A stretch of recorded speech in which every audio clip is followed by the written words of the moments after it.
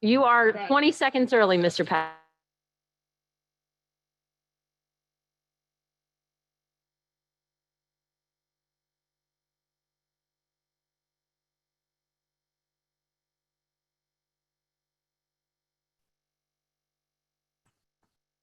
Good evening, everyone, and welcome to the first regular council meeting of the year. At the beginning of this meeting, we will start, as we always do, with a moment of silence and salute to the flag.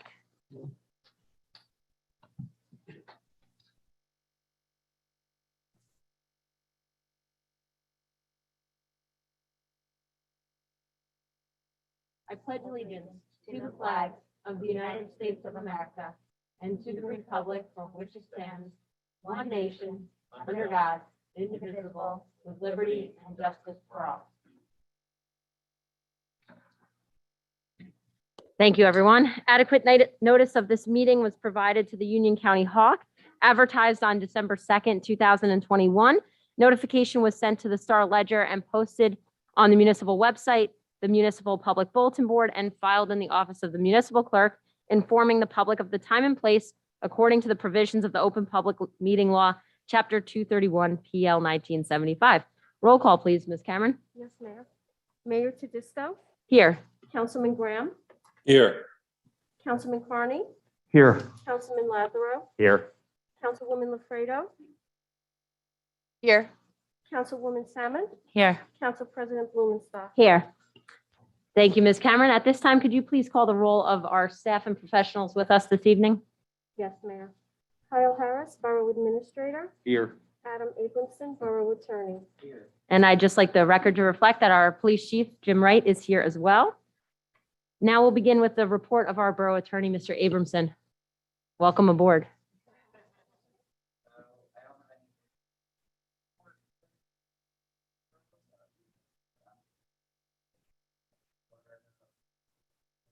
Is your microphone on? Yeah, you have.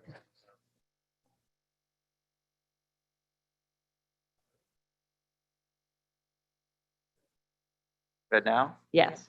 Perfect. You have to hold it down? Yeah, Oh, sorry. that's okay. We don't have the advanced microphones for all stations just yet. That's all right. But the borough administrator asked if I can just quickly go over the roles of the borough attorney as well as the borough labor attorney for everyone. Your code here in town actually defines what are the duties and the powers of the borough attorney. So I'll just quickly go through them. It's pretty simple. I am supposed to attend executive meetings and executive sessions of the council. I have charge of and conduct the legal business of the borough. I advise the council and any other committees or boards of the borough on any matters that may be submitted to me for any sort of legal opinion. I prepare ordinances, resolutions, give guidance regarding the Open Public Meetings Act. I give guidance regarding Oprah. Deal with deeds, leases, conveyances, and obligations and contracts for the borough and any other type of legal instruments, as well as defend all actions which may be brought against the borough. That would be the borough attorney.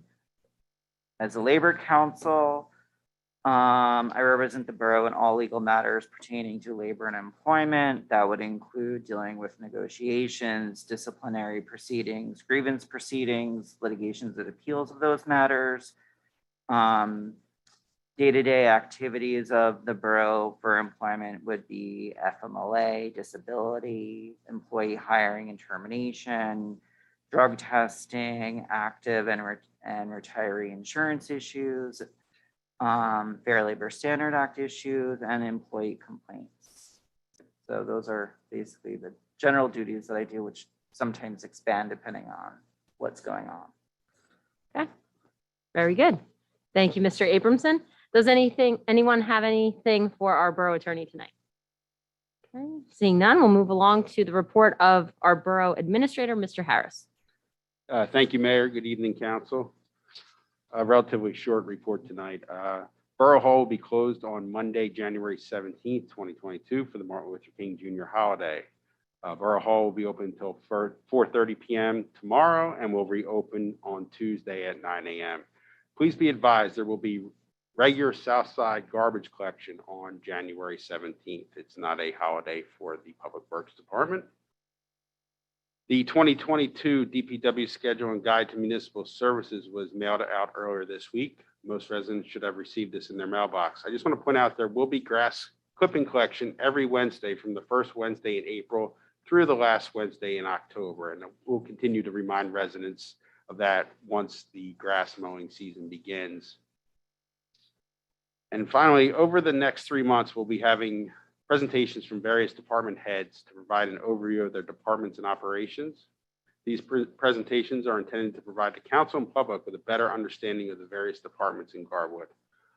Just as a preview, January 27th, we'll have Borough Engineer Mike Disco and Tax Assessor Jennifer Sherman. On February 10th, it will be Chief Wright overviewing the police department. February 24th, Chief Scalzadona overviewing the fire department. On March 10th will be Superintendent of Public Works, Clint Dixon. March 24th, Kathleen Rubinski will be talking about senior services, and Ralph Bernardo, who is here tonight, will be talking about the recreation department. And finally, on April 7th, I will be overviewing the finance department, the tax collection, the clerk's office, and the administrator's office. And that concludes my report for tonight. Okay, thank you very much, Mr. Harris. Does anyone on the council have anything for our borough administrator tonight? Okay, then we'll move along to my report. I do have a number of items, even though it's just the first regular meeting of the year, to be expected from me, of course.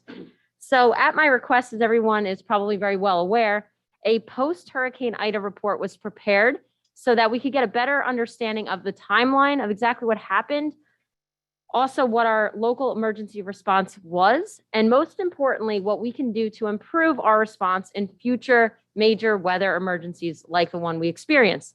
In the process leading up to this report, our group of department heads, our OEM director, Council President Jen Blumenstock, and myself have met multiple times to discuss what happened and brainstorm what we could do to improve. Additionally, there have been numerous conversations between departments and along with our borough administrator, and that's important to note as well.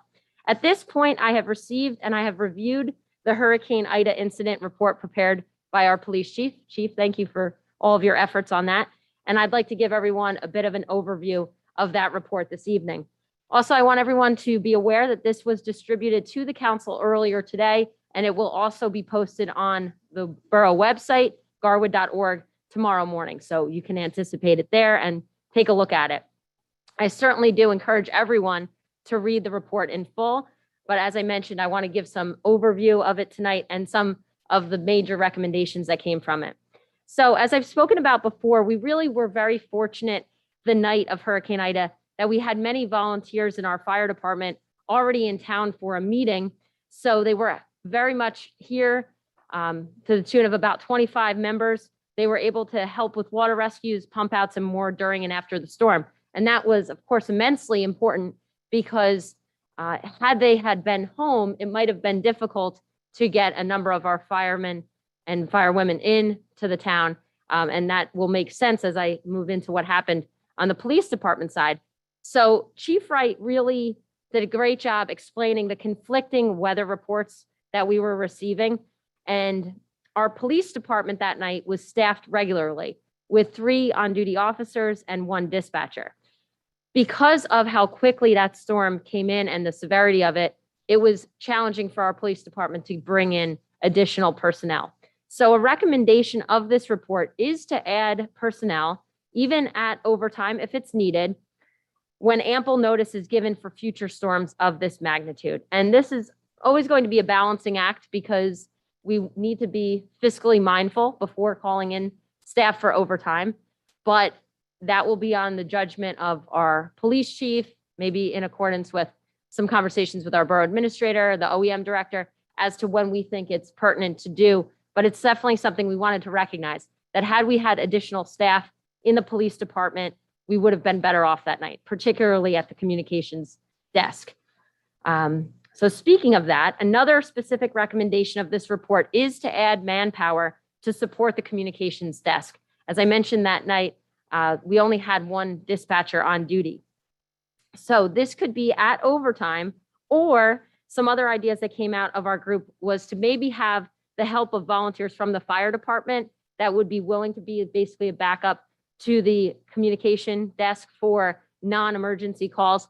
Many of the calls we received during Hurricane Ida were reports of where streets were flooded and not actually emergent situations. Also, in addition, we could have Office of Emergency Management pre-selected civilian volunteers that could be up for the duty of helping out here at Borough Hall as well. So shortly after Hurricane Sandy in 2012, many of you might be aware, our police department obtained 2 Humvee vehicles, and they were not in working order during Hurricane Ida. Therefore, there is a recommendation to allocate about $5,000 per each vehicle, so a total of approximately $10,000, to upgrade these vehicles so that they could be used for high water rescue response. The Humvees should also be relocated to higher ground before major weather events are expected. Right now, they're just kept at the DPW recycling yard.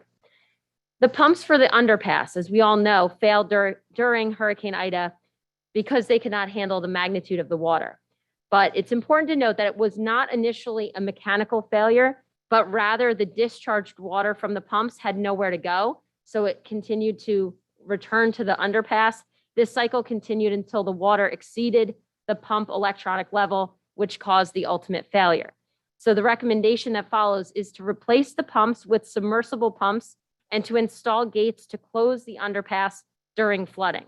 But also in the interim, something Garwood could do is to explore an agreement with a company to rent pumps and have them readily available to pump out the water. Because at that point in the storm, everyone is being told, of course, to stay home and stay off the roads. We were very fortunate to be able to rent large pumps the day after the storm to pump out the underpass, but we cannot always count on that working out as well as it did this past time. And a final major recommendation of the incident report is for the creation of a water rescue team within the Garwood Fire Department that would have the proper training and equipment for water rescues, as well as to potentially convert the police department's what's called a 5-ton military surplus command center truck. We also received that to our department after Hurricane Sandy, and we could potentially convert that into a high water rescue vehicle. Now, the most important thing for us to do with this report is to figure out what we are going to actually do with the recommendations. It is essentially meaningless without action. We all know that. So some of our action steps are relatively easy and can be done internally to improve logistics and communication. Others will most importantly need funding. Some are obviously less expensive, some are more expensive. So I just would again like to encourage everyone to review the report. And also I just want to mention that I would like the Finance Committee to take the lead when it comes to any potential funding decisions. Moving on to some other matters. Last night was the first meeting of the Planning Board for the year. And so I want to congratulate Steve Greet for being named chair and Kathy Villaggio for being named vice chair of the Planning Board. They both received unanimous support of the board. As I said last night, I wanted to welcome Councilwoman Salmon for her position as a Class 3 member to the Planning Board. And I also wanted to thank Councilman Graham for serving in that capacity on behalf of the council last year.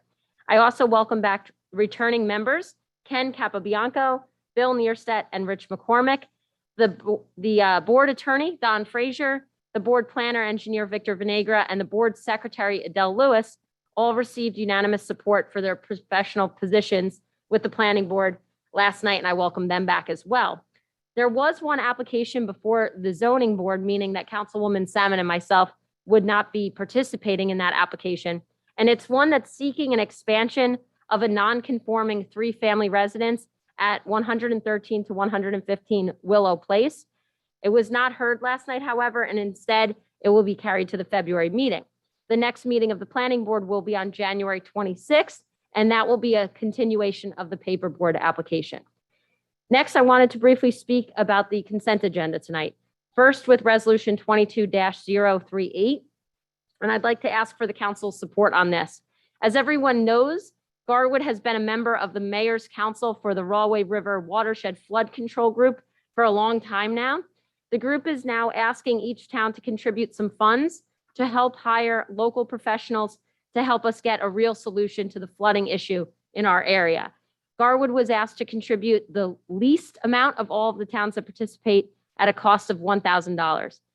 Up until this point, the Mayor's Council has been working with a Washington lobbying firm And instead, now we are looking to shift approaches because it seems like we were going round and round in circles for a long time with this lobbying firm and with the state and federal governments. And so now we want to shift to more of a local approach. And lastly, I would like to ask the council to support Resolution 22-039 on tonight's consent agenda, which has been supported and encouraged by the League of Municipalities. It basically makes Garwood a party to a class action lawsuit against the pharmaceutical companies for their role in contributing to the opioid crisis. Funds distributed by this lawsuit will go to opioid addiction prevention efforts and programs. So the suit's already been brought and settled, and now it's just a matter of where the funds from that lawsuit will go. So the League of Municipalities had encouraged all towns, big and small, to basically become party to that litigation. So, Mr. Abrams, do you want to add anything to that, or did I cover it okay? I'm good. Okay, good. So that's all for my formal report. But I did just want to bring up, it came to my attention earlier this week that our Education Foundation of Garwood is having its annual appreciation dinner to honor an educator of the year. And they also honor a person or people who make a difference in our community. Their dinner is going to be on April 28th, which is a Thursday, and it's our second council meeting in April. So I'd like to ask the council to take open their planners, their calendars, and let's see if we can maybe be open to having a switch of our council meeting night, because I do know that many of the council members like to attend this dinner. Much of the public likes to attend. It's a real town-wide event. And so it would be beneficial, I think, not just for the governing body, but also for the public to have the council meeting on a different night. So Mr. Harrison, I spoke about this a little bit, and he suggested the previous week, Thursday, the 21st, correct? Yes, Thursday, the 21st, due to the fact that in April, our first meeting of the month is April 7th, because the second Thursday is Holy Thursday. Wanted to avoid having a meeting on a religious holiday, so that would still keep 2 weeks in between the meetings if that's a possible date. The other issue, when we get into a 10-day gap between meetings, it's just really the meetings are too close together at that point. So it's best to try to, if we can, keep them, 2 weeks apart. Right. So Thursday, the 21st is one possibility. However, I do want to point out that it's been brought to my attention that that's Garwood's spring break. So perhaps it might be better to have it Tuesday, the 26th, a couple of days before the dinner. I'm okay either way. Just would like to open it to the council for discussion. Either day. Either date works. I mean, I prefer the Tuesday, but I'm certainly flexible. I could do the Tuesday or the Wednesday if I had to, the 27th. I think that's that planning probably board. a planning board, the 27th. Yeah. I'd prefer not. Okay, not a problem. Tuesday's fine. Tuesday's fine? Okay. So we'll move forward with that, then to switch that meeting from the 28th to the 26th. Okay? And that's all I have. I'll move along. Mayor, if I could just touch on sure. the IDA report for Yes. for residents, that will be posted under the news section on the homepage, and it'll be there tomorrow. Okay, very good. Thank you, Mr. Harris. And I appreciate all that you did throughout the process as well. So comments from council. We'll begin with Councilman Graham. Thank you, Mayor. I'm gratified to see the watershed back on our agenda. And I just want to do a shout out to our Congressman Malinowski for getting the Army Corps of Engineers back involved in that effort. They were for years and years, I know, and they kind of threw their hands up, I understand, because there was a lot of inter-town squabbling. But hopefully we can get that going with all the town support, come to some kind of resolution and some kind of permanent modifications, fixes to the ongoing problem. Ida certainly was a outlier event, but there's been numerous occasions of flooding in the past. So I think we'll benefit if we can definitely come up with some concrete solutions. That's it for me, Mayor. Thank you. Thank you, Councilman Graham. Appreciate your support on that. Next is Councilman Carney. Thank you, Mayor. Not used to getting called so early in this rotation now. I don't have anything for the comment period. I have plenty to say in the report, so I'll save it till then. I trust that you do. Thank you, Councilman Carney. Councilman Lazaro. Okay. Councilwoman LaFredo. Good evening. I will be giving an extensive buildings and grounds report later in the evening, so nothing right now. Thank you. Okay. Thank you, Councilwoman. Councilwoman Salmon. Nothing for right now, Mayor. Okay. And Council President Blumenstock. Thank you, Mayor. If I could just remind our public and our council as well, you may have seen some advertisements online. On Monday, it is Martin Luther King Jr., our day of service. This would be our 4th annual day of service here in Garwood. I was very happy to bring it to Garwood 4 years ago. And even though COVID, gives us a little hit this year again, we will still be doing some events. They will be some events you can do at home instead of all together at the firehouse like we did the first few years. But we will have, again, sandwiches for the homeless and winter clothing donations such as coats, hats, gloves, thermal underwear. Those will benefit the Elizabeth Coalition to house the homeless. We also have, once again, cards for veterans and active military. And those cards will go then to Operation Gratitude, which distributes them to our veterans and our active military abroad. And then we have a new item this year as well it's called Color a Smile. And residents can go online to colorsmile.org. There are a number of coloring pages that they can print out and color. And we encourage adults and kids to do this as well. And then these get sent over to Color a Smile, where they're distributed to seniors around the country. And it just provides a little smile to some of these seniors, especially those who are homebound or who might be ill.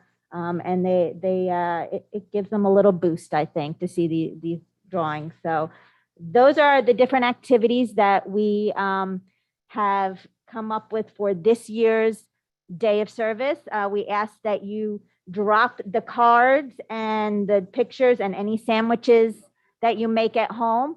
We ask that you drop them off at Borough Hall. I will be out there with some of my crew there to pick them up in front of Borough Hall on Monday between 1 and 3 p.m.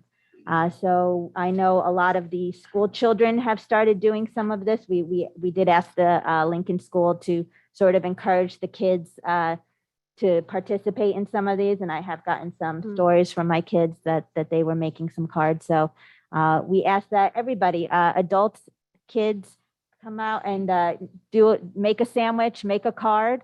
Every little bit helps to send some kindness out into the world today. So that's all from my report, Mayor. Wonderful. Thank you, Council President Blumenstock. I appreciate you again taking the lead on that event. As I promised you, I'll be out there for the 2 hours with you on Monday. It looks like it will be probably pretty cold like it was last year, but I will be there bundled up. And I just want to give a shout out to a couple other committee chairs, so to speak, that are very active in this group this year. And that's Rob Shalar and Michelle Tortorici. So thank you to Rob and Michelle as well for their help. Now it's time for the minutes. So we have a couple minutes tonight, the minutes of the regular meeting of the mayor and council held on December 22nd, 2021, and the executive session of the mayor and council held on December 22nd, 2021. Do I have a motion to accept the minutes as presented? So moved. Second. All in favor? Aye. Aye. Opposed? Okay. Hearing none, we'll move along to communications. Ms. Cameron, could you please read the communications, please? Yes, Mayor. New Jersey League of Municipalities, Received and filed. Rahway Valley Sewage Authority regarding minutes. Received and filed. Council Standing Committee reports and other reports. Tonight, we are starting with Finance and Personnel. Councilman Lazaro. Thank you, Mayor. The Finance Committee will be holding meetings with departments next Wednesday through Friday as we begin the budget process for the 2022 fiscal year. That's all from my report. Okay, it's budget season already. Very good. Fire and OEM, Councilman Carney. I want to begin my first report by thanking you, Mayor, for this assignment. I am honored to be selected as Garwood's new fire commissioner. And I promise the council, the member, and the officers of the Garwood Fire Department that I will bring the same advocacy and attention to detail to this assignment as I did to Buildings and Grounds last year. I've spoken with the outgoing commissioner, Councilman Graham, this week to get the rundown. I believe this was mentioned in one of last year's reports, but the fire department was able to secure a grant to purchase a washer and dryer so they can clean their turnout gear on site instead of having to transport it, which is a pretty big deal for them. Additionally, the borough's grant writing service has been engaged to apply for a Fema grant, which may be used to purchase new self-contained breathing apparatus, what the firefighters would call an SCBA, and turnout gear for the firefighters, both of which the department needs to replace expiring items. The fire department is also actively seeking additional grant opportunities to help defray expenses.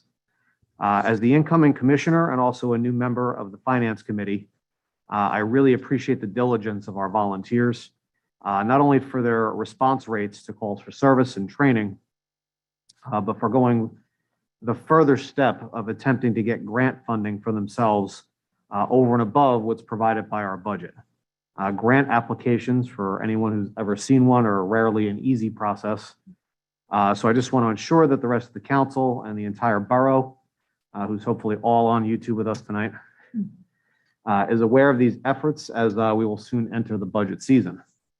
I'll be following up with the fire chief on several issues next week. We're just working out a meeting date amongst all the finance stuff going on, including a tour of the building and apparatus, a review of all current equipment, and prioritization of funding requests for this year's budget where possible. I also intend to follow up with him on the ordinance, which was requested last year to address firefighter residency, the junior firefighter program, and the department's chain of command in the hopes of having something to present to the council for a first reading soon. That's all for my report. Very good. Thank you, Fire Commissioner. Facilities, Grounds, and Shade Trees, Councilwoman Lafredo. Thank you, Mayor. So this is my first official report. So in under a week since our swearing in, I was able to set up a first meet and greet with our Borough Administrator Kyle Harris, DPW Superintendent Clint Dixon, Chief Wright, and Chief Scaldadona. I want to thank Kyle for being instrumental in setting up this first meeting. And I also want to thank Councilman Carney for his extremely detailed punch list that he was able to pass off to me. Councilwoman, I don't mean to interrupt, but Yeah. I just want to make sure my. Okay. Okay, perfect. You don't have to restart. Okay, thank you. I did review the list with the department heads yesterday, and we discussed a few additions as well. So currently, the most pressing issues that are going on right now include upgraded door access control systems for the Garwood Police Station, Borough Hall, and the Garwood Rec Center, security cameras and recording systems at the Rec Center, cameras at Hartman Park, upgraded phone systems in all municipal buildings, moving from a POTS system to a voice over IP system. So all of these have a current proposals out for review, other than the phone systems, which we're going to be working on soon. In addition, after meeting with all the department heads, they had all asked me to add a few things to our punch list, a series of rusting and damaged doors, some leaking windows, some caulking that needs to be done throughout all of Borough Hall, the DPW, and fire station. Kyle has been working on proposals for all of these repairs. There was also a discussion on the need for hardwired smoke and CO2 detectors in all of our municipal buildings. Mr. Harris was planning to reach out to Len Spina, the borough's fire official, to find out if the current system is up to the code so that we can prioritize this project if needed. As we begin to prepare the 2022 budget in the Finance Committee, which I'm also on that committee, the department heads will submit their needs and we can discuss this and all of the above and prioritize repairs in a fiscally responsible manner. There are other minor projects that are already in works, and we'll be working on them in the next future months. An update on the Garwood clock. So I know that was everybody's favorite. Yeah. So we're still in the process of getting that fixed. We do have a slight delay. Parts are behind schedule because of obviously all the current supply chain issues. So that's on its way and in progress. So one of these days that will be done. Finally, one of our most popular topics in Garwood, which is our DPW building. So I'm on the review committee with myself, Councilman Lazaro, Council President Blumenstock, along with Administrator Harris and Superintendent Dixon. So we received many proposals from numerous architectural firms. We did meet on Monday and we were able to narrow down the list of architectural proposals. We unanimously agreed on 3 firms based off price, construction of similar projects, and overall proposal. Next week, the 3 firms will be reviewing their proposals with us, and it's going to provide us an opportunity to ask more questions, more detailed questions. So we hope to have a recommendation to the full council by the January 27th meeting. That's all I have tonight. So thank you. Thank you, Councilwoman Lafredo. I have to turn may- my microphone on. Yes, Council President? Can I just add a comment to that, or do you want me to wait till? new You may. business? Okay. So yes, full report was great. So we will be having that recommendation hopefully by the next meeting. I just wanted to bring something up, just to put it out there. I think we're going in the right direction with the DPW building. I think these firms look very promising. And I'm hopeful that through these interviews, we are able to narrow it down to just the one and come to you with that. I think we had talked during the meeting about next steps and that, we will obviously need a lot of town feedback, resident feedback about this project because it is such a large project. And we had talked about doing a town hall. Once we narrow things down a little bit further, once we really dive in with the architectural firm, we get a structural analysis of the building, analysis of the grounds, the current location, the recycling yard. There's still a lot of steps to be done, obviously, first, and then looking at what the best plan would be. But I think, it obviously will be a large project no matter what. I know even one of the firms laid out, possibility of $1 million to $1.5 million to $3 million price tag.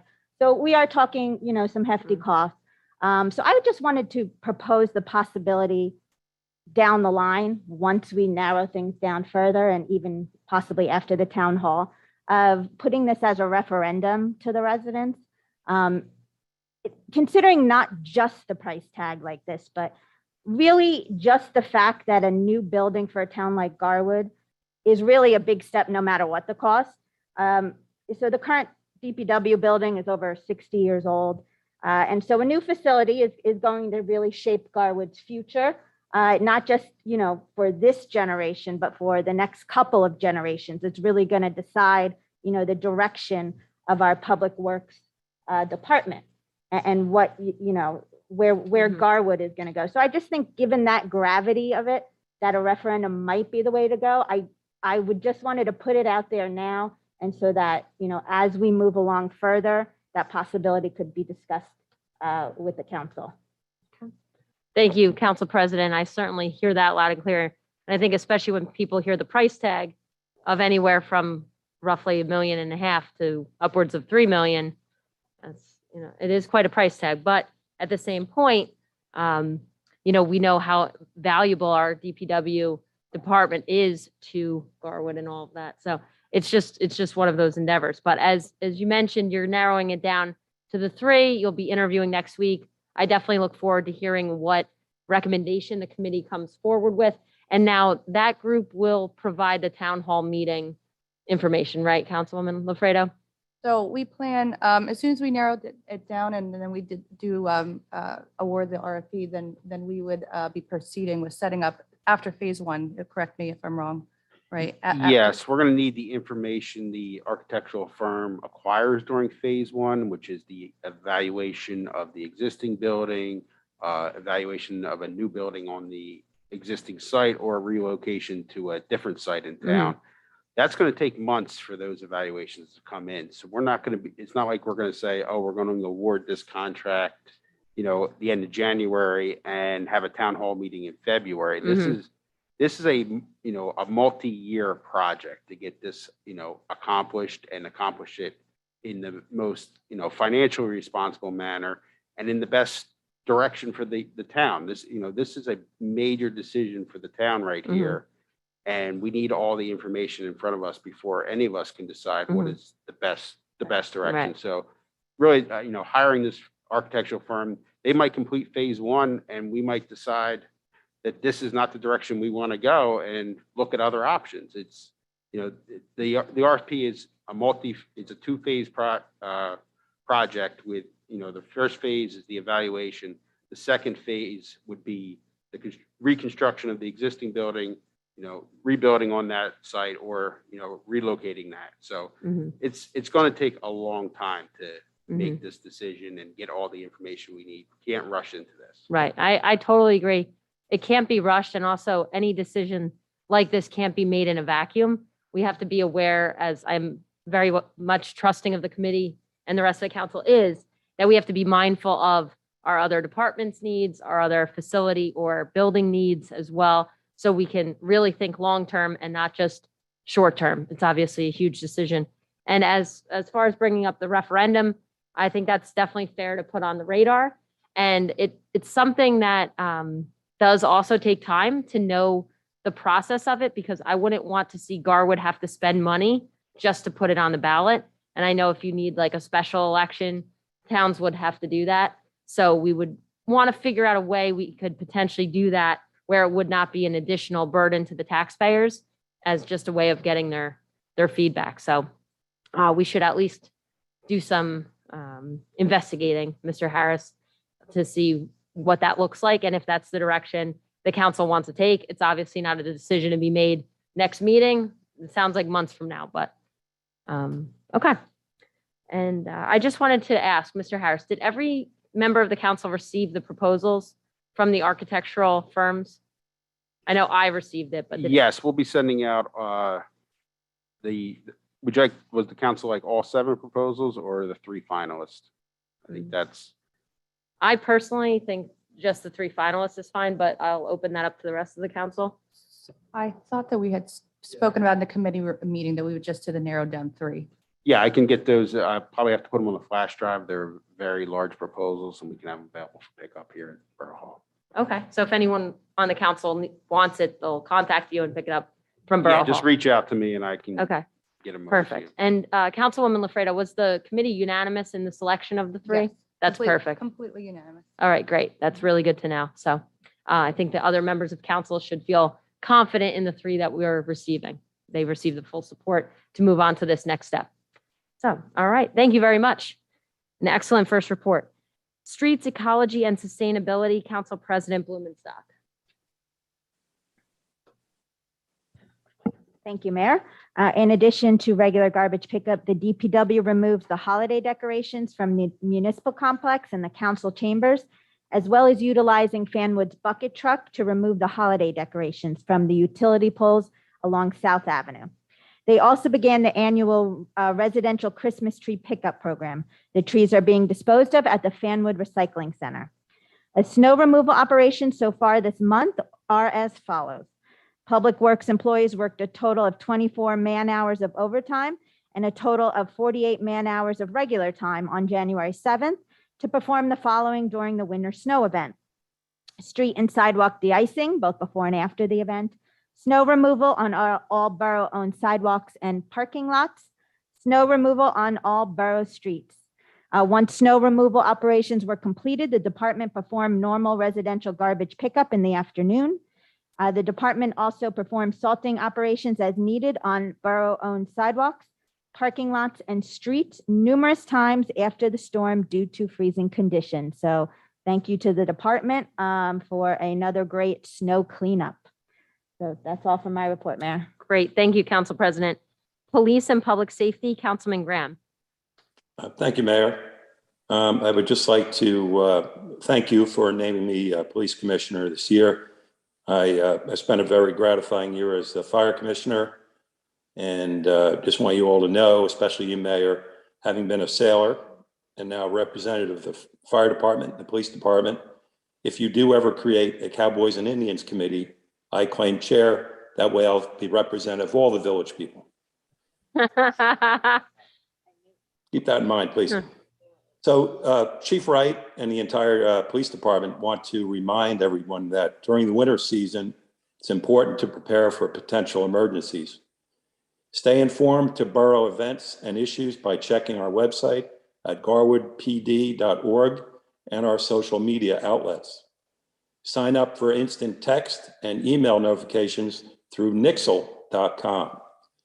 Register yourself or family members with special needs at ready.nj.gov to be added to our list of residents needing special assistance, such as power for medical equipment and oxygen. Prepare for short-term power outages with an ample supply of food, medication, water, blankets, and batteries. And that's my report. Thank you, Mayor. Thank you, Councilman Graham. Community Engagement, Recreation, Historical, and Celebrations Committees, Councilwoman Salmon. Thank you, Mayor. Week one was definitely a busy one. We'll start off with recreation. I was able to set up a meeting with Kyle, our borough admin, Ralph Bernardo, our recreation director, to review many aspects within Garwood Recreation. It was an extremely productive meeting. We reviewed our winter program flyer, which has been revised and updated. A new flyer is available on our Borough and Recreation Facebook page. Make sure you don't miss Family Skate Night being held at the Westfield Ice Rink, January 29th, 5:50 to 7:20. You can sign up by downloading the form and returning it here to Borough Hall. There is a drop box outside labeled recreation. Ralph, Kyle, and I spent several hours reviewing many aspects of the recreation department, from new programs, ideas, to scheduling, to management of the complex itself. Taking a deeper dive into rentals currently held at our complex is the first thing that I took a look at. I asked Ralph to check with surrounding municipalities regarding rental rates. He went out immediately the next day and found out that we were significantly undercharging other municipalities for the use of, we were just significantly undercharging against other municipalities for the use of our rec complex.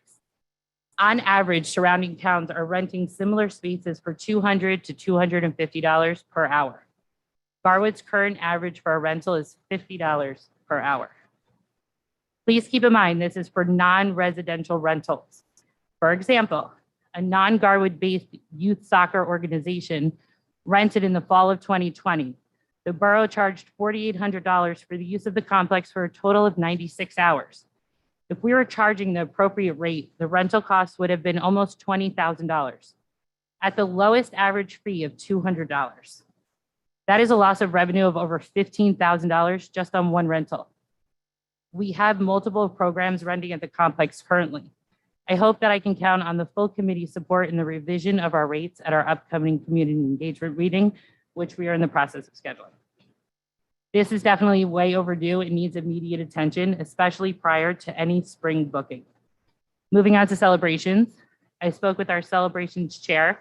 We had a nice conversation regarding upcoming events and plans the committee has in the near future. The celebrations chair and I are meeting tomorrow morning so she could bring me up to date prior to the celebrations meeting at the end of January. And last but definitely not least, the historical committee. I received a very nice welcome email from the historical committee, and I'm looking forward to our first meeting next week. Thank you. That's all for my report tonight.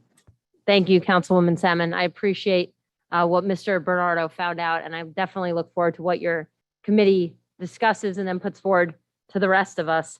I just want to give, as you probably already know, but I think for the public's benefit too, when it was a recreation commission, the commission really took the lead in first getting those rentals on board and keeping those relationships. So however you see fit, I just want you to keep in mind, we've had these rentals with us for now 5-6 years. And so I certainly do agree with a rate increase, especially in light of this information. But how you want to maybe involve those groups, I defer to you, but I'm just putting that on the radar that they've been with us a long time. That's all. So I think it's important that we don't lose people, Mhm. but I also think with bringing us up to the standards, we could maybe open up some more free time at the Mhm. recreation complex. Right. I mean, just one rental, increasing it $15,000, just 96 hours of use Mhm. is, a significant jump in, the revenue that we would Exactly. bring in. Mhm. And So- I'm all for that balance. Yeah, I think we between the have to keep rentals that on and our the radar. open. Mhm. Definitely. Mayor, if I could just ask a question maybe to our borough attorney, does the Green Acres aspect affect any of this in terms of, I assume there's no limits or anything on, yeah, for rental? Okay, I did have the same question. I Okay. addressed it with Sandy Brown when she came into the meeting for a little bit with us, and she does not believe there's any restriction. okay, good. All right, very good. Thank you. I love how we're hitting the ground running. Communications Committee, Councilman Carney. Thank you, Mayor. We have carried three main items forward to this committee in 2022. Number one is the live streaming and recording of public meetings. Number two is the review of communication systems within the borough.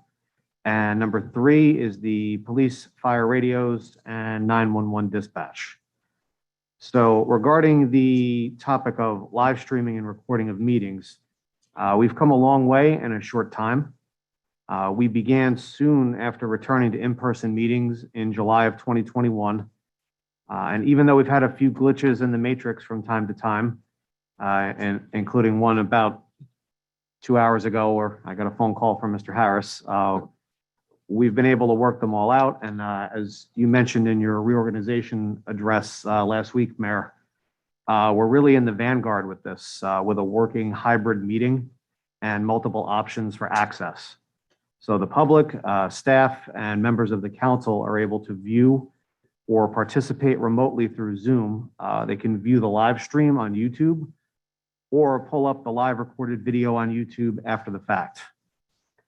This is something I pushed very hard for personally, and it's a victory for transparency and public engagement in local government. Over the winter break, we were able to replace a few of the older microphones from the existing public address system in the council chamber, which dated back to sometime in the 90s. That was causing audio issues on the live stream. We will continue to seek improvements in this area.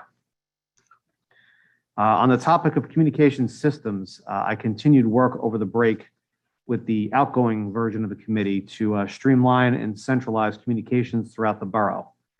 Mr. Harris has had several additional meetings since our last meeting with vendors who provide website and smartphone application integrations. The full committee will meet on this with Mr. Harris prior to our next council meeting, so I hope to have something to present at that time. Also related to communication systems, the outgoing committee recommendation to the borough administrator regarding the borough's social media communications was also for a streamlining and centralization of the numerous and competing Facebook pages for Garwood. During the month of January, the borough will be transitioning numerous Facebook pages over to the quote, Garwood Borough Government page. The police and fire departments, along with the library, will continue to maintain their own pages. All other pages on Facebook will be merged with the main government page, so residents have one location on Facebook to go for information. All posts to the main government page will require the approval of the borough administrator or their designee to do so in his absence. This will happen on a rolling basis in January, as we couple of instances we needed to track down a page administrator. So I would ask everyone just get out ahead of this and begin following the Garwood Borough Government page now. I'm not 100% clear on how this merging process works, but I think the followers of the existing pages will be given an option to continue, or I've never actually tried it, so we're all going to learn together. Regarding the first responder portable radios and 911 dispatch, I've met previously with Mr. Harris and the police and fire chiefs to discuss equipment needs, and I've requested detailed estimates for the needed equipment as well as implementation plans, which would include short and long-term equipment, personnel, and fringe costs, both with and without a shared service. We will be meeting with the county later this month to hear a presentation on the regional dispatch and to discuss both finances and what equipment would be provided to us from the LEAP grants I've previously reported on. Once we have all the numbers in, our next step is the town hall meeting that I've previously requested Mayor Tedisco hold on this topic. I intend to go over all these options and level with the public on how much each one will cost with the understanding that this is the type of decision which will lock Garwood into a particular path for many years, no matter which way we go, and that doing nothing is not an option. And if it sounds almost like you heard an echo in here, it's more or less what came over from Buildings and Grounds a couple of minutes ago.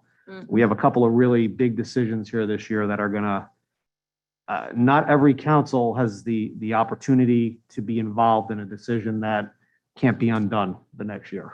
So That's correct. with that being said, finally, last year, I was reporting on the small business initiatives through this committee, like Shop Local and my favorite, the Restaurant Week.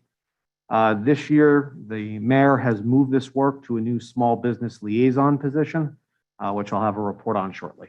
Okay, thank you, Councilman Carney. Could I just ask you a follow-up question?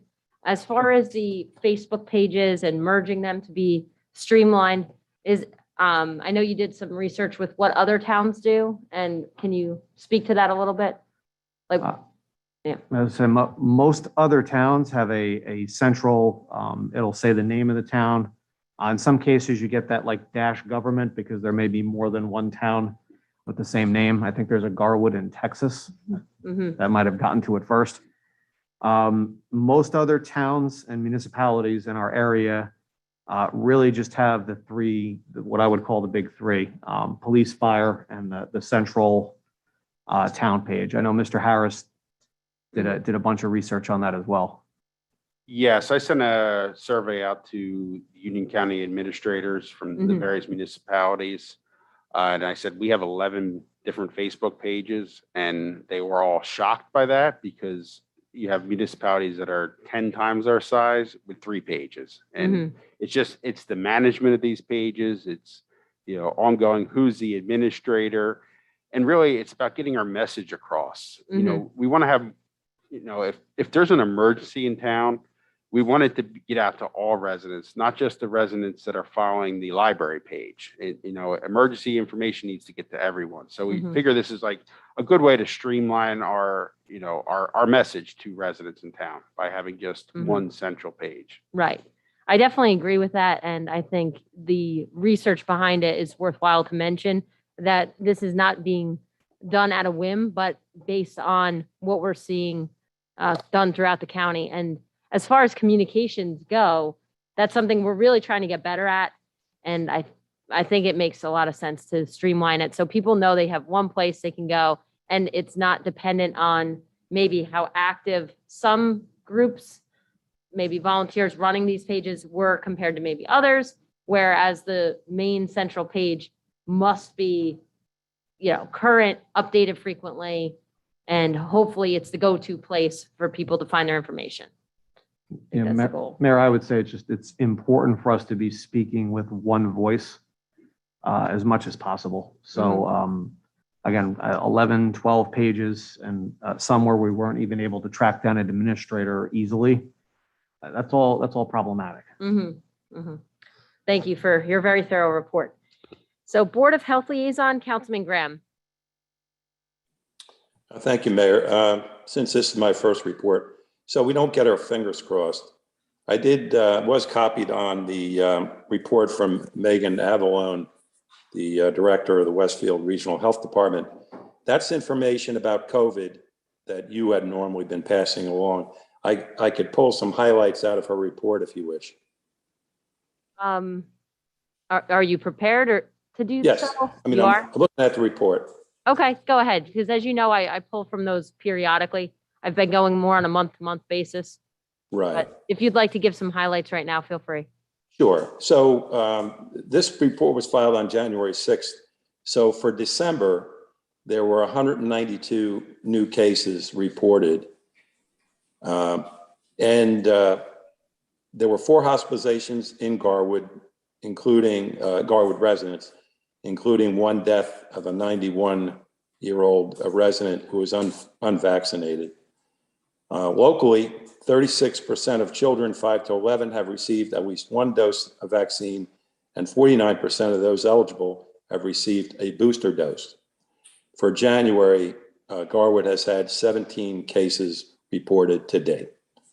And that's it, Mayor. Thank you for that, Councilman Graham. Library Mayor's Representative, Councilman Lazaro. Thank you, Mayor. Yesterday, we had our first library board meeting, and John Nolan was reappointed as our president. Christine Giacomo was appointed as our treasurer, and Deborah Brodsky was appointed as our secretary. And then some of the upcoming events, as the library always has numbers of really great events coming on. January 5th, 12th, 19th, and 26th at 3:30. There's a program called Game Makers. Kids will create characters and worlds for their own series of interactive video games, all while developing their coding and critical thinking skills with the age-appropriate Scratch Junior coding language developed at MIT's Media Lab. Registration is required. There's a limit of 8, and once registered, a Zoom link will be provided. On January 18th at 3 p.m., there's a virtual kids and adult craft. Participants will pick up craft supplies and then watch a craft tutorial on the library's Facebook page at 3 p.m. The video will be available for viewing thereafter. Registration is required for craft kits and is limited to 15 participants for kids and 10 for adults. Sign up on the library's website, events calendar, or by phone. And finally, on January 27th at 7 p.m., there's a program called Lead Like a Pro, How to Be an Effective Athletic Coach, a virtual presentation. Whether you're a volunteer coaching your child's team, a part-time high school coach, or a full-time college or professional coach, this program is for you. Join Dr. Matthew Radbard, author, college basketball coach, and athletic administrator, as he explains how to enhance your leadership style and become a better coach for your athletes and team. Registration is required, limit of 30, and once registered, a Zoom link will be provided. A reminder that curbside service is still available at the library, and the library will be closed on January 17th for Martin Luther King Day. That's all for my report. Thank you, Councilman Lazaro. School Board Liaison, Councilman Carney. Thank you, Mayor. The Garwood Board of Education held their annual reorganization meeting on Tuesday, January 4th. 4 members were sworn in: April Farrell, Sal Pierulli, and Jennifer Yuva to full terms, and Tracy Rowland for the remainder of an unexpired term. Tracy Rowland was also voted in by a majority of the board as the board president, and Tim Ryan as the vice president. So congratulations to them all. The board will be holding their first regular meeting of 2022 on Wednesday, January 19th. Okay, thank you, Councilman Carney. Garwood Senior Citizen Liaison, Council President Blumenstock. Thank you, Mayor. A Senior Director, Kathleen Wersbinski, has canceled all recreation classes for January due to the rise of COVID cases. The Senior Club also canceled its January 6th meeting and has made the decision to cancel next week's meeting as well. I'll provide an update for February at our next meeting. Please call Borough Hall with any questions or email garwood@garwood.org for more information. That's all for my report, Mayor. Thank you, Council President Blumenstock. Hopefully they can get back to these meetings and classes soon. Absolutely. Small Business Advisory Liaison, Councilman Carney. Somehow I still ended up with the last report. I want to lead off by thanking you, Mayor Tedisco, both for this assignment and as the first ever council small business liaison, and also for your support of the Small Business Advisory Board from its inception to now. The board met virtually earlier this month, where I was able to introduce Mr. Harris to the members that were in attendance. We've hit the ground running in 2022 with the board proposing to hold a formal kickoff event in early March to raise awareness of its own functions and also to create a networking opportunity for other small businesses in Garwood. Every small business owner will be invited. On this topic, I enlisted Mr. Harris to request business owner contact updates through the police department. Formal invitations will go out in the month of February to all small business owners, the Greater Area Westfield Chamber of Commerce, the mayor and council, and planning board. I'm pleased to report board member Lee Frankel will make the Crossroads available to the board to host the kickoff.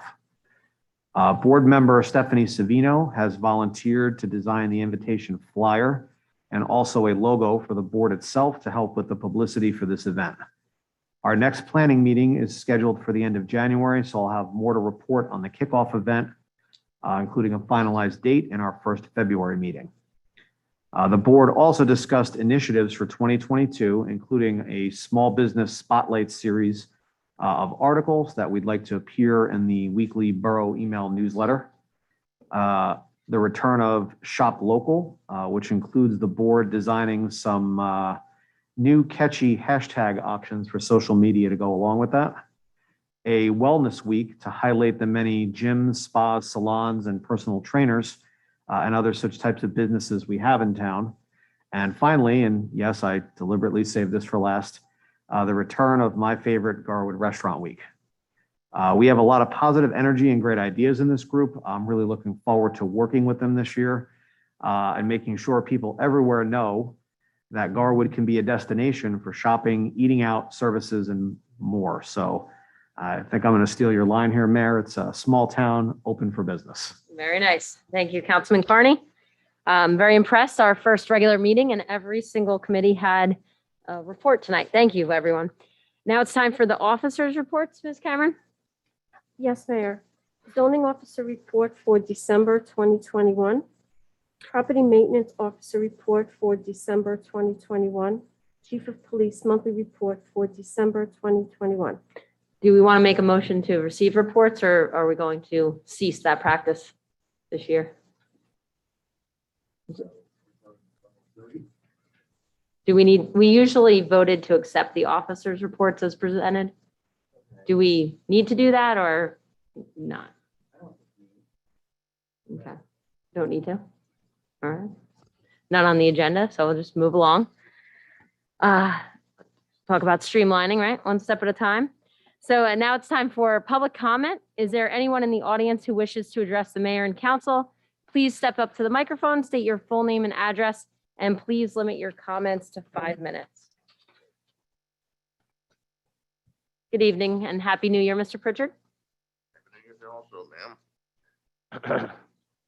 And Mayor, members of the council, I'm sorry that I wasn't here this past month in December, but at least I'm back here. And I'd like to say that we must support our police officers and firefighters, rescue squad members, and the Public Works Department as they go about their duties. They're the ones who helped us during that superstorm we had this past August. They're the ones who are there and they're ready to help, ready to go and help us, even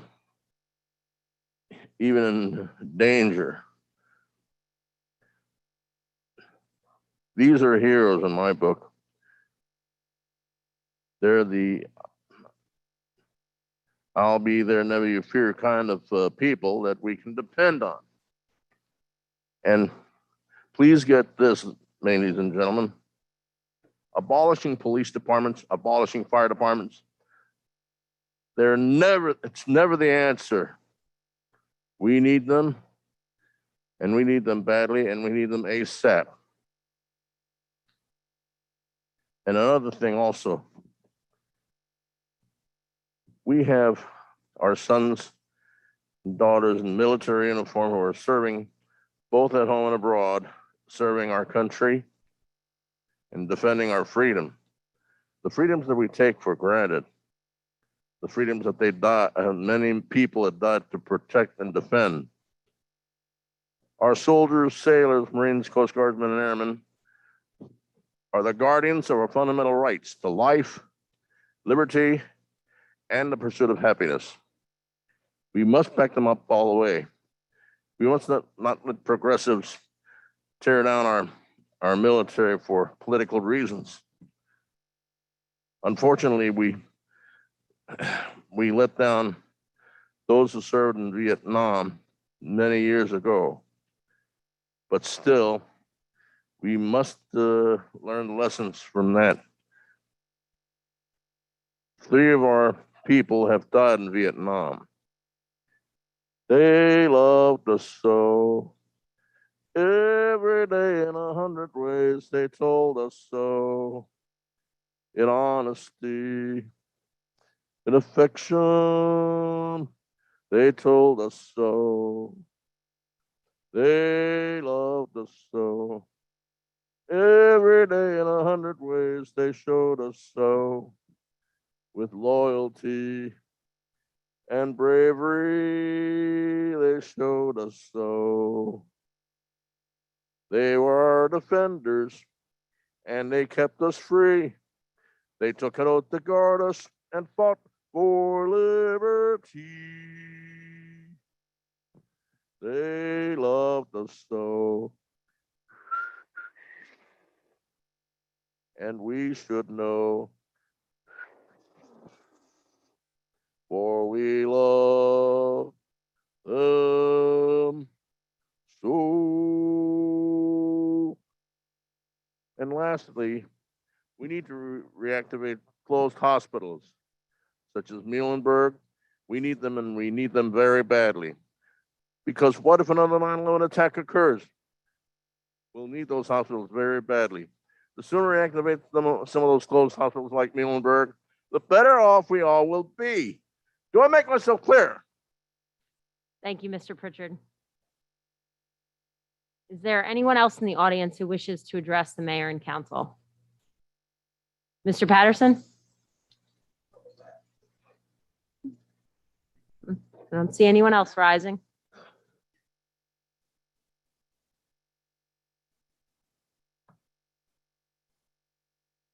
Good evening, Mayor, ladies and gentlemen of the council, and the two new ladies to the council.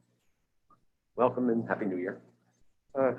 Actually, a bunch of items, so hopefully if you're writing them down, I'll try to keep my pace. But anyway, I just want to thank you for the overview of the Hurricane Ida emergency report. That we appreciate that here in the public. And I'm just wondering, you listed a bunch of items. Is there some kind of rough dollar amount for what you're suggesting, such as the gates and cameras, whatever else we're talking about? Yeah, you mentioned 2 Humvees were out of order. You know, I know they're sitting over there. I've seen them. I'm just wondering, are we keeping up on the maintenance of them and the battery charging? I'm just wondering, why were they considered out of order when you went to use them for the emergency? That was concerning. The new Garwood, what is that standing committee with the Recreation, Historical, and Celebration. I'm just wondering, how do the liaisons work? Because, you know, the last time you had a liaison appointment, such as Russ Grant to the Historical. So I'm just wondering how the liaisons work for those 3 committees. The department presentations that VA Kyle was talking about, I'm just wondering, are we going to see that at least on site so we understand which meetings will have the department heads giving the presentation, or whoever does give the presentation? I'm just wondering, you know, because it sounded like it's going to go over the course of maybe 2 months, 3 months. The fire committee, Councilman Carney, or maybe somebody mentioned about the scuba. I'm just wondering, I know there's a big dollar amount out there. We bought some. I'm just wondering, what is outstanding dollar-wise that we'll be chasing this FEMA grant for? The buildings and grounds gave a punch list. You know, it was like, yeah, it was cameras and there was a bunch of items. So I'm just wondering, is any of that in actually our capital budget? Cost. Continue on. The Architectural Review Committee, Councilwoman Lafredo mentioned Dixon would be in it. Did she mean Disco? Because he's the engineer, and it sounds like he's actually the one that would be attending. And questions on that? B.A. Harris, he came from Old Bridge. I'm just wondering if he actually has experience. Did Old Bridge actually rebuild some of their public buildings? You know, because he would be lending some good experience in that. He just given his opinion. Anyway, just sounding, you know, listening to about $1 million to $3 million. It sounds like we could be hitting a cost of maybe $150. And that's my opinion, not your opinion. Mm-hmm. When you talk about the referendum. Councilman Graham mentioned about 1 death. Was that in Garwood? We're talking about an additional death in Garwood. That would make 3. I'm just wondering about that. And also there was some kind of meeting with the county on the dispatch. I'm just wondering if the public could attend that meeting as observation. So thank you very much. Okay, thank you, Mr. Patterson. I wrote them all down. Is there anyone else in the audience or online who wishes to address the mayor and council? No one online, Jacqueline, for raising their hand? Okay. With that, could I have a motion to close the public comment portion? I'll make that motion. A second? Second. All in favor? Aye. Opposed? Mr. Pritchard, I completely agree. Our first responders are our heroes, and I'm grateful for them every day. Thank you. Mr. Patterson brought up a number of items. The specific amount or an estimate for the pump system and for gates for that was not included in the IDA report. The only items mentioned were for the repairs or upgrades to the Humvees at a cost of about $5,000 per Humvee.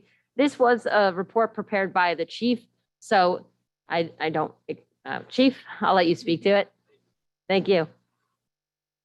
Thank you, Mayor. I actually didn't want to interrupt earlier to correct, but one of the Humvees was operational. However, they were both inaccessible. The floodwaters came up so high, they're located down at the DPW yard. We couldn't get to them. Even if we did get to them, neither one of them have a forge kit on them. A forge kit it's so that they can go through high water. So basically the Humvees could only go as high as the exhausts are currently. So we have two priorities. The one Humvee that's out of service, it's an electrical issue. No mechanics around here are willing to work on them because they're military equipment. If anybody knows of somebody that works on military equipment locally, please let me know. The closest one I found is in Pennsylvania. We'd have to tow it out there. So that's why we're not servicing that one right now. We're trying to find somebody locally. But also we have to put forge kits on them. Forge kits roughly about $1,500 for each vehicle to get a forge kit on them. Once you do that, you can literally drive them up to the armpits of the driver. And so you can go through any high water that we would encounter, with the exception of obviously the underpass. So that's why we put that number in there. We're looking to, number one, fix the electrical issue. Number two, get forge kits on them so that we can use them in high water. And ultimately, even if we do that, we need to get them to a place that we can access, that they're accessible when the waters flood like that by the DPW. Thank you, Chief. Before you go away, Mr. Patterson had asked about keeping up with maintenance. So I think you addressed this with the fact that it's so difficult to find people to work on this military equipment. But do you want to speak anything further to that? If I can just Yes.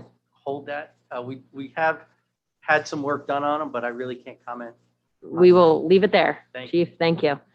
I know you're doing the best you can. The Community Engagement Committee, how liaisons work, well, when we've spoken about it, and Councilwoman Salmon, feel free to chime in if you'd like.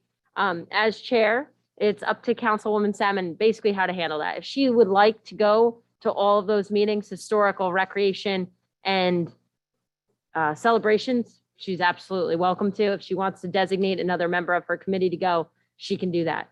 Would you like to say anything?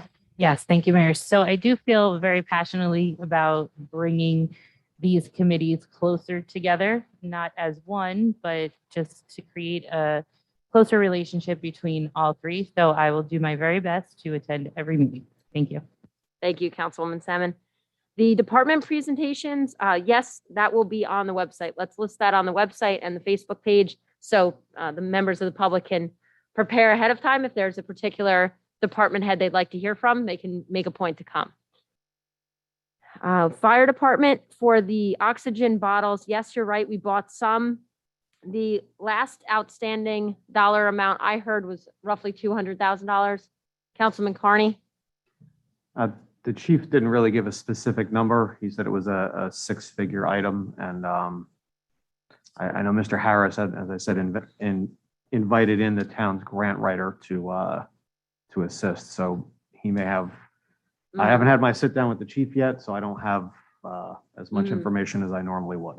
So Okay. if we could put a pin in that and get back to you, or unless Mr. Harris. Yeah, I can has give something. some additional information. We're looking at, for the grant, $248,000 for the SCBA equipment and then $50,000 in turnout equipment. So we're applying for just under $300,000 that would otherwise have to be a capital purchase this year. Okay, thank you, Mr. Harris. Let's see, the buildings and grounds punch list in the capital budget. So a number of the items that Councilwoman Lafredo mentioned have already been budgeted for. We also received grants from Union County to help defray that cost. Of course, as Mr. Patterson's well aware of, their matching nature. But those were in the works, what you mentioned already. Is that correct? Would you like to add? Yes, either the of matching grants are going to be used for the the access door over at the recreation center, the security cameras at Hartman Park, possible cameras over at Garwood Sports Complex. And those are in addition to the existing, correct? Yes, or actually replacement of the existing. It's just the technology has changed so much in the last 10 years since those cameras have been installed. We can now have cameras installed that when you're looking at them, you know what you're looking at. The chief and I were looking at an incident the other day, and you couldn't identify what was going on. It's just the technology. It's like everything else. The technology is so much better now than it was. So we're definitely looking, forward to that. Some of the other items that Councilwoman Lafredo mentioned, we will be looking at for capital budget for the upcoming year. I've reached out to a bunch of vendors on those so we can get some quotations, and some of the items will probably be performed out of the operating budget as well. Okay, thank you very much. The Architectural Review Committee, you did mean Mr. Dixon, I know, right? The Superintendent of Public Works. And then the involvement of our engineer, Mike Disco, at this point. Yes, is- I apologize to Councilwoman Lafredo. Mr. Disco did get back to me late today. He will be in on the second, or when we do the interview process with the three architectural firms next Thursday night. Okay, Yeah. and Mr. Patterson had asked about your experience. Did you want to speak to that? Yes, I have not had any experience in the construction of buildings. However, the renovation of buildings I've had extensive experience with. Okay. The next item Mr. Patterson brought up, yes, that is true about one death due to COVID-19. So that is a total of 3 since the onset of the pandemic in March of 2020. And lastly, the meeting with the county about dispatch, that is a closed meeting. It's just the members of the group. However, I just want to say, this has been something that has been done in the past. Yes, it's been years and years ago on when Chief Underhill was our police chief. And even prior to my time on the council, it was something dispatch had been talked about with Cranford and so forth. And obviously it went nowhere, but I don't think there's any harm in ever doing due diligence. And as I've mentioned on this before, how I tend to be apprehensive about some of these moves, but it's important that we hear out the county with, especially in light of the fact of the needs of radios that Councilman Carney has asked about. So it will be a closed meeting, but we will report on it. As you know, Councilman Carney provides very thorough reports and will be completely transparent with this process from the beginning. And I've been trying to be transparent with my personal feelings because I'm very much in favor of keeping things here in Garwood and keeping that local control. But at the same point, we can't have our eyes closed, especially when there's grant opportunity on the table. And that's why over the last roughly year, but we've passed the resolution now twice, we've been willing to participate in that grant application that the county has done for state funding for items like this. So, Councilman Carney, do you want to say anything? Yes, Mayor, thank you. This preliminary meeting here is really just to get a handle on dollars and cents. It's difficult to have a conversation without having all the facts. So certainly I'll report on it through the communications committee, but my goal is when we set up this town hall meeting is to have presentations by our department heads laying out various options and what they cost. And I would certainly invite the representatives of the county to come and make a presentation insofar as what their service costs and what it provides you for what you're paying for.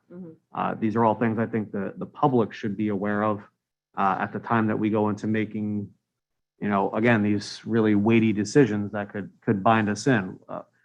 Any way we go with this, if we stay 100%, as you said, independent, there's costs, and they're going to be generational costs, and they're going to repeat. And Mr. Harris made a really good point talking about security cameras. about how quickly the technology advances. The radio situation that we're in with the radio system we would look to go to called PSIC, the Public Safety Interoperability System. I mean, that system was built out to be long-term. It should be here. It's been in use for about 7 or 8 years. It should have a 25 to 30-year life cycle. But notice I said should. The police radios that we use today compared to what they were like when I came on the job are apples and oranges. The system is different. It's basically like a giant rugged smartphone in your hand versus basically something that was just a two-way push-to-talk situation. And, I've got about 20 years on. So I want to do my best to make sure that both the governing body and the public understand what it is we're talking about. Some of these are complex things that we have to kind of boil down. But Mr. Patterson, my intention is to get everybody in the room and everybody talking about this stuff. Okay, thank you. Mayor, if I could just ask a question. Yes, The you may. Committee that would meet with the county prior to a meeting with the public, which committee is that? So we're having a meeting. It's going to be myself because of my position. I've asked Councilman Carney to participate as communications chair and the fact that he is obviously so well-versed in this technology. And I've also asked Councilman Lazaro to participate as the finance chair. So that way there we have the chair of finance and communications looking at it along with myself to make sure that, one is not saying one thing while finance is saying, we can't do that or what have you. So that's the direction it's taking at this point. And would the rest of the council get to hear anything about it prior to going to the public? Yes, absolutely. Mhm. Mayor, if I also may add, the Yes, chief may. of police will be in on this meeting as well, since it is, essentially a major police function. So he'll be having his input to make sure it's going to be something that will work for us in Garwood. And I'll be there as well. Yes, very good.